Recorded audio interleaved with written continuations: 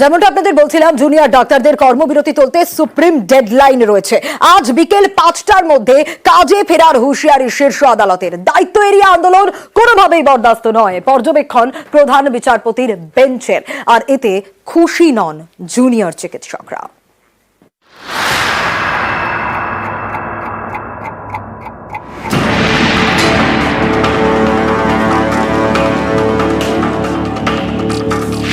Junior ডাক্তারদের এখনই কাজে ফিরতে হবে।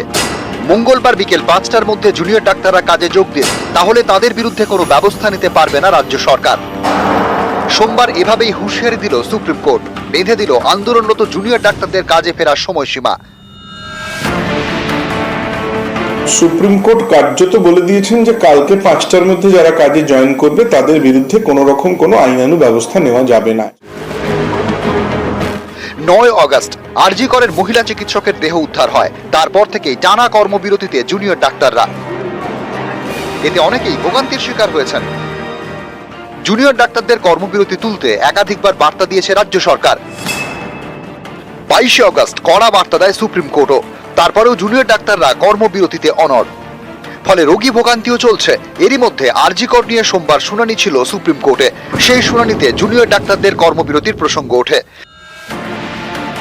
রাজ্যের আইনজীবী কপিল সিব্বল বলেন, জুনিয়র ডাক্তারদের কর্মবিরতির জেরে 23 জনের মৃত্যু হয়েছে। 1,500 রোগীর কার্ডিওলজিক্যাল প্রসিডিওর থমকে আছে। তখনই প্রধান বিচারপতি বলেন, আমরা বলে দিচ্ছি জুনিয়র ডাক্তাররা অবিলম্বে কাজে ফিরলে তাদের বিরুদ্ধে কোনো ব্যবস্থা নেবে না সরকার। কিন্তু এর পরেও কাজে যোগ না দিলে সরকারকে ব্যবস্থা নেওয়ার থেকে আমরা আটকাতে পারি না। তখন জুনিয়র ডাক্তারদের আইনজীবী বলেন, আন্দোলনরত জুনিয়র ডাক্তারদের অনেককেই হুমকি দেওয়া হচ্ছে। নিরাপত্তার অভাব বোধ করছেন জুনিয়র চিকিৎসকরা। তখন প্রধান বিচারপতি বলেন, রাজ্যকে অবশ্যই ডাক্তারদের মনে আস্থা তৈরি করার জন্য পদক্ষেপ করতে হবে। সরকারি হাসপাতালে চিকিৎসকদের নিরাপত্তা সুনিশ্চিত করবেন জেলা শাসক এবং পুলিশ সুপাররা। পুরুষ এবং মহিলা চিকিৎসকদের আলাদা ডিউটি রুম ও টয়লেটের ব্যবস্থা করতে হবে। সিসি ক্যামেরা বসাতে হবে। আমরা নিশ্চিত করতে চাই জুনিয়র ডাক্তাররা কাজে ফিরছেন। বাইরে পরিষেবা দিতে পারলে ভিতরে গিয়ে পরিষেবা দিতে বলুন। দায়িত্ব পালন না করে আন্দোলন বরদাস্ত নয়।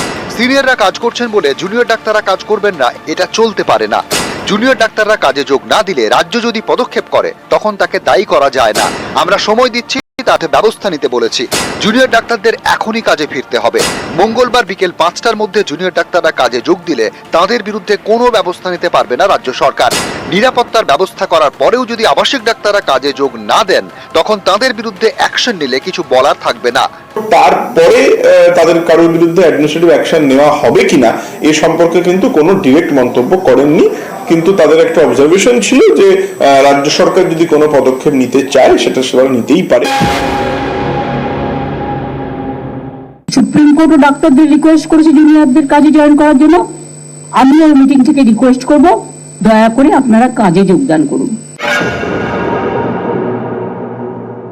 আমার ডিপার্টমেন্টে বা যে কোনো ডিপার্টমেন্টে আমি কিন্তু কোনো সিসিটিভি ক্যামেরাস ইনস্টল হতে দেখিনি, কোনো নতুন রুম ক্রিয়েট হতে দেখিনি, কোনো ওয়াশরুমস আমাদের সেপারেট ক্রিয়েট হতে দেখিনি। আমরা কিচ্ছু দেখিনি, শুধু কয়েকজন সিআইএস ছাড়া আমরা কোনো সেফটি মেজার দেখিনি, যাতে আমরা শিওর হয়ে কাজে ফিরে যাব।